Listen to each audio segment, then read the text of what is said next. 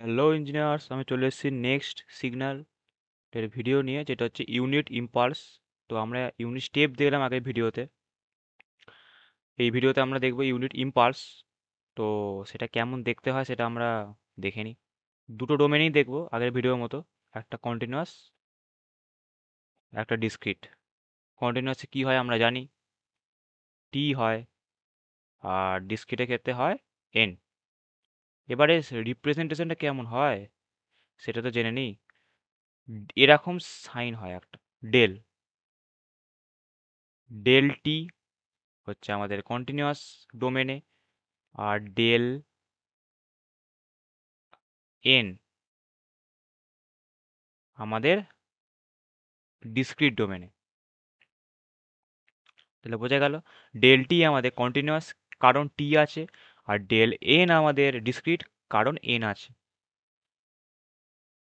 এবার তাহলে আমরা এঁকে নিই। এখানে যখন আমি আঁকবো তখন একটা জিনিস এখানে দেখার আছে। ইউনিট স্টেপের ক্ষেত্রে আমরা যেমন দেখেছিলাম যে ম্যাগনিচিউডটা আমাদের ওয়ান হয়, এইখানে কিন্তু ম্যাগনিচিউড ওয়ান হয় না। তাহলে কোনটা ওয়ান হয় সেটা আমরা দেখে নিই। এই সিগন্যালটা বেসিক্যালি আমাদের, আমি এদিকেও অ্যাক্সিসটা টানছি, এই সিগন্যালটা বেসিক্যালি আমাদের এরকম দেখতে হয়, মানে জিনিসটা একটু উইথ হয়, সামান্য উইথ হয়, কিন্তু সেটা প্রায় নেগলিজেবল। সে কারণে তীর চিহ্ন দিয়ে বোঝানো হয় সিগন্যালটাকে। এবার তীর চিহ্ন মানে ইনফাইনাইট, নির্দিষ্ট কোনো এর ভ্যালু নেই। আমি এতক্ষণ ধরে আগে ভিডিওতে কি বললাম যে ইউনিট মানে অ্যাম্প্লিচিউডে ওয়ান, কিন্তু আমি এখানে বলছি অ্যাম্প্লিচিউডে আর নির্দিষ্ট নয়, ইনফাইনাইট। তাহলে ইউনিট কোনটা? ইউনিট হচ্ছে এর এরিয়াটা। এরিয়ার ফর্মুলা হচ্ছে আমাদের মাইনাস ইনফিনিটি থেকে ইনফিনিটি, আর এর যে রিপ্রেজেন্টেশনটা মানে সিম্বলিক, সেটা হচ্ছে আমাদের বললামই ডেল টি হয়, আর এক্স অ্যাক্সিসে আমাদের টি থাকবে। তো মাইনাস ইনফিনিটি থেকে ইনফিনিটি ডেল টি, এটা আমরা এরিয়া ক্যালকুলেট করলাম ইকুয়াল টু ওয়ান।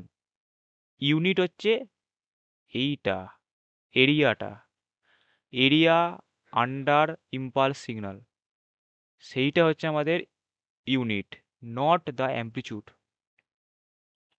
অ্যাম্প্লিচিউড কিন্তু আমাদের ইনফাইনাইট, কিন্তু সিগন্যালটা যখন লেখা হয় দেখবি এইখানে ওয়ান লেখা হয়, আবার যখন থ্রি দিয়ে মাল্টিপল করা হয় এখানে থ্রি লেখা হয়। আলটিমেট কিন্তু এরিয়াটা মাল্টিপ্লাই হচ্ছে, অ্যাম্প্লিচিউড কিন্তু ইনফাইনিটি থাকছে, কিন্তু মাল্টিপ্লাই হচ্ছে এরিয়ার সাথে, আর এরিয়ার ভ্যালু কত, ওয়ান। তো এইখানে ওয়ান লেখা থাকে, এই ওয়ানটা বোঝায় হচ্ছে আমাদের এরিয়া। তাহলে বোঝা গেল। এবার এর ডেফিনেশন হবে। ডেফিনেশন কীরকম হবে? একইভাবে ইউনিট স্টেপের মতোই হবে আমাদের। এখানে জিরো। বেসিক্যালি যখন ডিসক্রিট ড্র করবো দেখবি পার্থক্য নেই। কি পার্থক্য থাকবে? শুধু তীর চিহ্নের বদলে একটা ডট থাকে। ডেফিনেশনটা কি হবে? ইনফাইনাইট।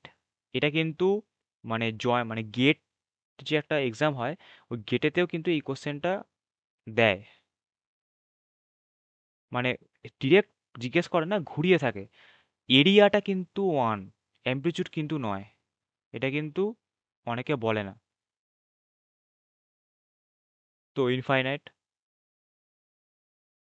সেটা হচ্ছে আমাদের কোথায়, টি ইকুয়াল টু জিরো, জিরোতেই আমাদের দেখতে পাচ্ছি ইনফাইনাইট। আর T not equal to zero মানে আমাদের বোঝায় গ্রেটার ইকাল টু জিরো অথবা লেসার ইকাল টু জিরো, ওটাকে একেবারে আমি T not equal to zero লিখছি, যেখানে আমাদের ভ্যালু হচ্ছে জিরো। কারণ এই দিকে বা এই দিকে কোথাও, এই রিজিয়ানে আর এই রিজিয়ানে কোথাও আমাদের কিছু নেই, মানে অ্যাম্প্লিচিউড জিরো, সেটাই লেখা হয়েছে। আর এই জিরোতে ভ্যালু বেড়েই যাচ্ছে বেড়েই যাচ্ছে, সে কারণে ইনফাইনাইট। এরিয়াটা কিন্তু ওয়ান, বারবার হাইলাইট করছি, নট দ্য অ্যাম্প্লিচিউড। ইউনিট হচ্ছে এটা। হলো। একইভাবে আমাদের ডিস্ক্রিটে কি হবে, ওই সেমই হবে, আলাদা তো কিছু হবে না।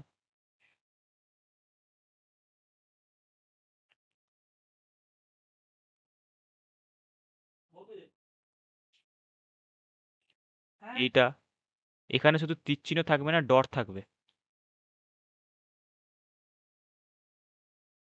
কিভাবে 1 লেখা থাকবে? সবই সেম হবে।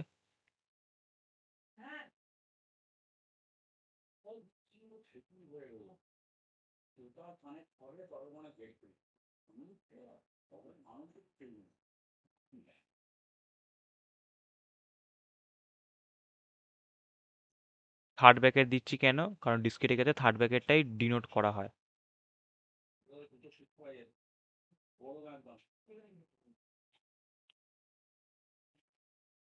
Infinite, n equal to 0, 0, n not equal to 0। তাহলে বোঝা গেল সেম জিনিস, শুধু t এর জায়গায় আমরা n লিখলাম, সেম জিনিস। আর এখানে ডেল n, তাহলে বোঝা গেল সেম জিনিস হবে, শুধু t এর জায়গায় আমরা n লিখছি, বাকি সব সেম।